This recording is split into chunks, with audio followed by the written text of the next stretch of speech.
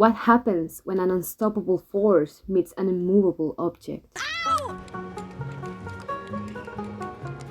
In Frances Ha, as the main characters face this problem, they grow apart. Yet, through a series of encounters with reality and loneliness, they find a way back to each other, having changed. This is a story about love, in which dreams, money, and failure are the driving forces of the coming-of-age narrative. Frances, immovable, and Sophie, unstoppable, are the main characters. Two best friends living together in New York. They dream about their future, having a well-thought-out plan and a clear picture of what they want to become. We are going to take over the world. You'll be this awesomely bitchy publishing mogul. And you'll be this famous modern dancer, and I'll publish a really expensive book about you. The D-bags we make fun of will put on their coffee tables. And we'll co-own a vacation apartment in Paris. And we'll have lovers. And no children. The conflict starts when Sophie moves out to a better neighborhood and takes her adult life a step further. Sophie makes this out-of-the-moment decision, leaving Frances out of it. Yet, Sophie's kind of waiting for Frances to drag her back, to tell her not to do it. She's also very insecure about her own thoughts, and maybe if Frances convinced her, she could stay. But Frances is a pushover. She disregards herself constantly and lets people walk all over her, not wanting to make any decisions on her own, afraid of any change. Fuck! We bought the kettle together, remember? This is when money problems come into play. We see that money is tight from the beginning, since Frances mentioned it a couple of times, but as she has to mend for herself, the juxtaposition of characters gives us a sense of the real situation. Class differences will continue to play a big role in the narrative. Oh shit, sorry, this is a debit card? Only credit cards are cash. Okay. I'm so embarrassed, I'm not a real person yet. Frances moves in with Levi and Benji into what she refers to as a magical apartment. The boys are trust fund kids. They are artists that live with very few worries. Exactly. The only people who can afford to be artists in New York are rich. I'm an artist. I'm not rich. You are rare.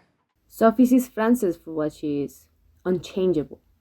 She likes that aspect about her. It suits her. It's dependable. But as the movie progresses, interaction between Frances and Sophie becomes minimal, always at a distance. Sophie's dedicated to her boyfriend Patch and making friends with New York's elite. Patch is a promise of economic stability to bring her closer to her dreams. You're still messy. I've been busy. No, it wasn't a criticism. I meant it as a nice thing.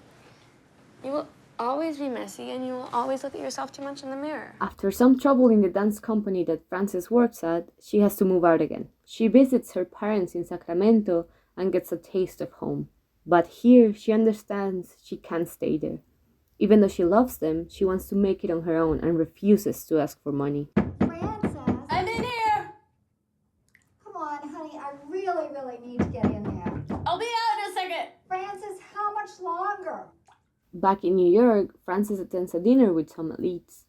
She obviously doesn't belong, her humor is not well received, and she looks too immature in front of them. Here, she finds out Sophie has quit her job and is moving to Japan for Patch's new job. Hurt and out on a whim, she gets a credit card and goes to Paris for 2 days. She's taken steps to become a real person, but does it irresponsibly. No planning, no nothing. She seems to be fighting against time. Frances' age adds another layer of pressure. At 27, she's expected to have everything figured out, to be successful, productive, and constantly doing something. Yet, in a capitalist and deeply unfair society, rich boys can afford to drift, while women without the privilege are left feeling guilty for not doing enough. Yeah, aren't you a lot older than Sophie? No, we went to college together. You seem older. I'm a couple months older. Like, a lot older. But less, like, grown up. It's weird. You have an older face. But, like, you don't have your shit together? In need of money, Frances takes a summer job as an RA at her old college. She's the adult now, yet she still feels out of place, caught between who she was and who she's expected to be. There, she reconnects with Sophie, who is now engaged but quietly struggling. That night, Sophie gets blackout drunk and confides in Frances about her miscarriage back in Japan and how adapting to her fiancé's world and new life hasn't been what she imagined. For a brief moment, the two returned to their younger selves, drinking, laughing, and sharing dreams as if time had never moved forward. Maybe we'll move back to New York at the same time and we'll be like women who rediscover themselves after a divorce. That's what my mom did. Oh yeah, sorry. No, I think it'll be great. But that was just a drunk, empty promise. Sophie goes away with Patch, leaving Frances alone again. But something has changed. This serves as a wake-up call for Frances. Sophie's not coming back, even if they both want to. And she has to move on. Sophie! Sophie!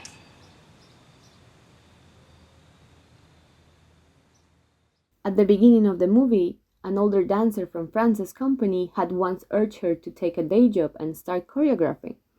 But Frances was too obstinate, too devoted to the idea of dancing itself. Yet, when she returns to New York, she finally accepts the job. And for the first time, she seems genuinely content. There's a quiet transformation in her. She looks older now, the way she dresses, the way she carries herself, even the way she moves. In the final scene, the people from her life in New York are looking at the performance, proud of her. She catches a glimpse of Sophie.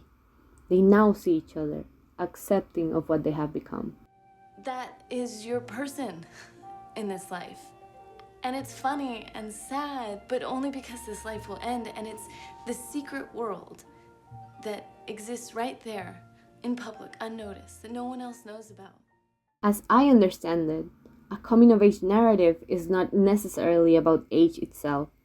It's about undergoing a convoluted process of change, becoming aware of one's place in the world and gaining a new perspective on existence. In Frances Ha, it's about accepting the opportunities life offers, learning from those around you, letting go of judgment, and, most importantly, allowing yourself to change and move forward, to reframe the world instead of fighting against it.